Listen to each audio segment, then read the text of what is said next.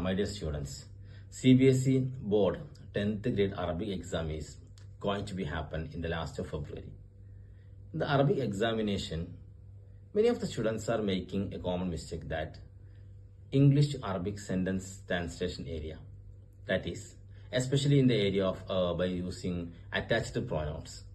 For example, if the sentence coming to translate like my house is in Delhi. Actually, its answer is Baiti fi Delhi. But instead of Baiti, many students are writing Ana Baiti or Ana Baitun fi Delhi. See, actually, it's wrong practice. And one more example, I'll tell you one more example. His pen is new. How to translate?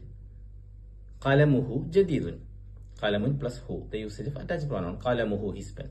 But many students usually we see in the answer paper huwa qalamun. So that is wrong practice, children. The usage is qalamuhu jadidun. Baiti fi Delhi. My house is in Delhi. So please learn the attached pronoun, usage of attached pronoun properly and write well.